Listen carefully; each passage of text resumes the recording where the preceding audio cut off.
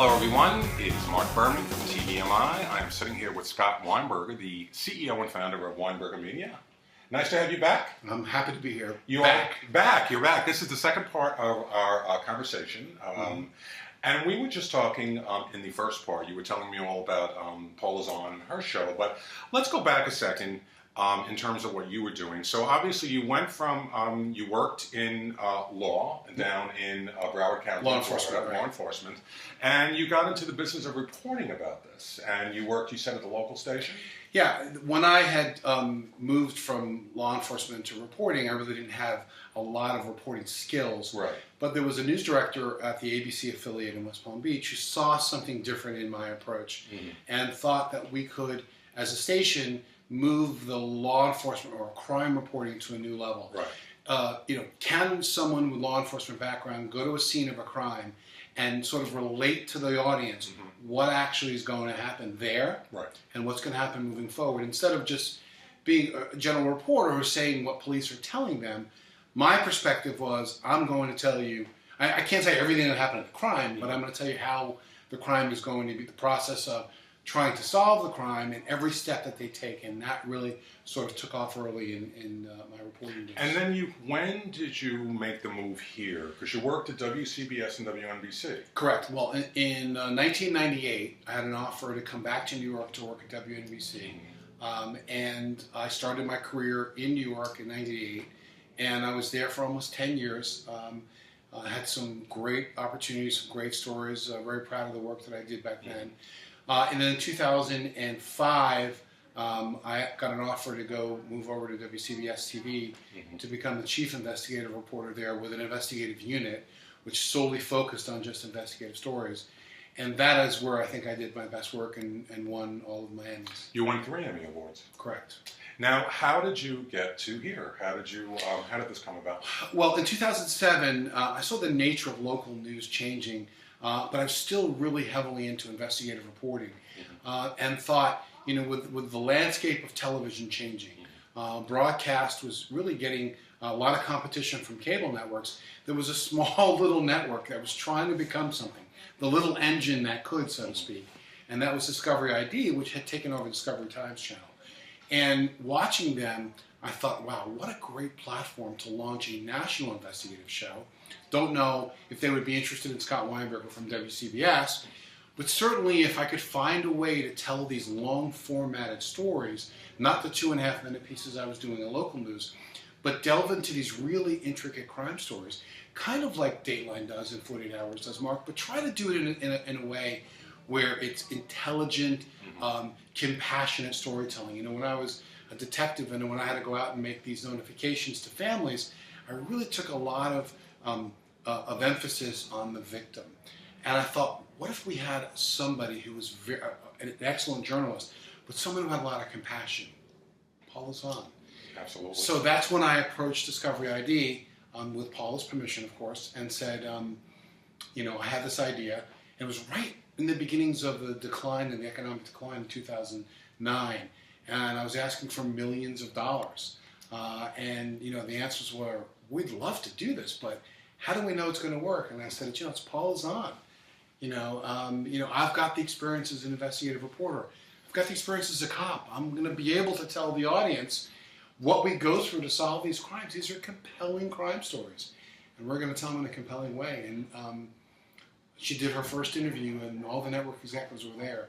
And on that first day, in that first interview, that was it. They were sold. Now, when you do, how do they normally do like a season? They'll give you how many episodes in the season do you generally get? Well, originally we started with 13 episodes a season, and a few years ago they upped us to 16 episodes. A lot of what we do, I can't take all the credit. My best hire was a guy named Larry Israel, who is the co-EP of the show. He's the EP of the show, and he's also the showrunner. He had a real vision early on how to make this show successful. And he was my first hire, and he's still working with us today and is my partner in the show, and has just, has really, sort of created the vision for it. So in moving forward, we have known from the beginning, if you could tell these stories with a little bit twists and turns, we drop the breadcrumbs along the way. So when you're thinking we're making a left turn, you think it's this bad guy, actually it's not, it's this person. and we kind of make a full circle, and we take it in a procedural nature where we follow the investigation, but it's still interesting enough that you have to wait until the end to find out. How long does it take you to do an episode normally? A couple of weeks per episode. So you're working on it probably about 4 or 5 months out of the year? No. We're busy enough to keep all of our staff operating 12 months. Oh, it is 12 months out of the year. Yeah, we do 32 hours a year.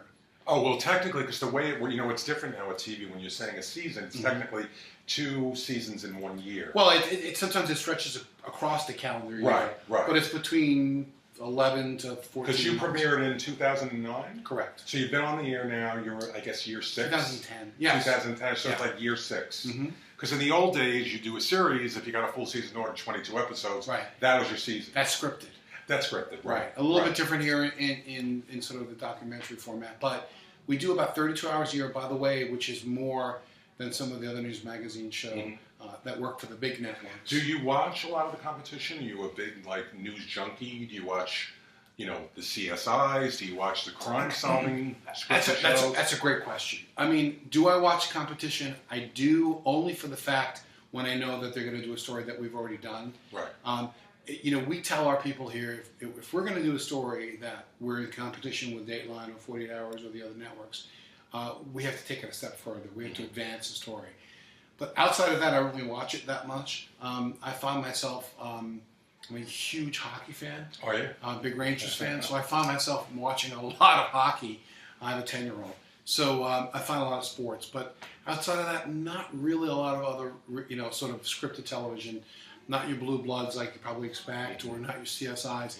Because ultimately, when you look at these CSI shows, I think the average viewer understands that it just doesn't operate in 46 minutes or without commercials, or 60 minutes with commercials. Crimes aren't solved that quickly. When we used to put evidence in for processing, we had to wait 3 to 4 weeks for a result. But amazingly, I remember like it was yesterday when CSI premiered on Friday nights out of the revival of The Fugitive. And my thinking was The Fugitive is going to work, CSI isn't going to work. 15 years later, it just concluded its season. Right. It has its third spinoff coming out, CSI Cyber. Correct. And I'm assuming CBS will bring it back for another season, CSI. It's extremely successful. The Dick Wolf series of shows and all those other series of shows. People just love to follow the investigation, and it's sort of a snapshot into a really interesting crime case. Well, I also think people, the viewers, they want to follow, and they also want to see justice served. They want to see the bad guy or gal, whoever it is. They want to see justice served and a happy ending. Now, in addition, you have other projects that you work with National Geographic Channel? Yeah, so I did an hour special for Nat Geo 2 years ago on a very raw look at an underground world of poker. Right. These poker games that pop up all over the city. You're not supposed to be there with cameras, but we gained incredible access and did that for Nat Geo.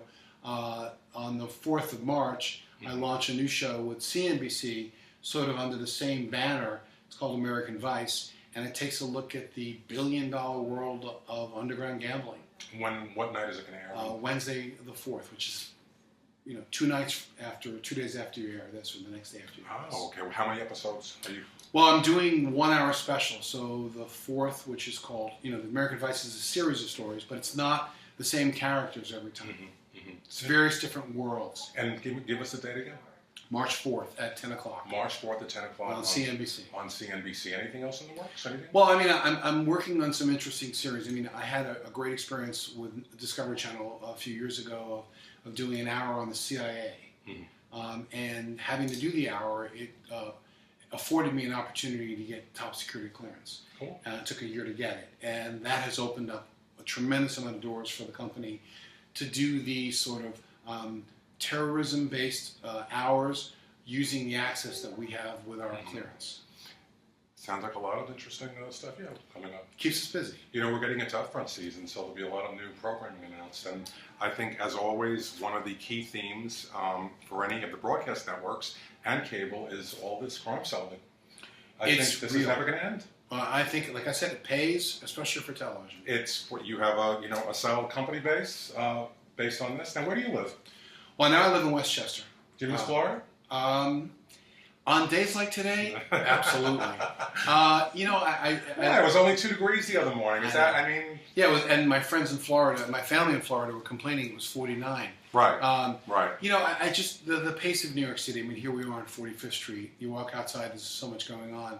I don't know if it'd be the same way on Broward Boulevard in Fort Lauderdale, but, you know, there's a lot to miss and there's a lot to love about New York.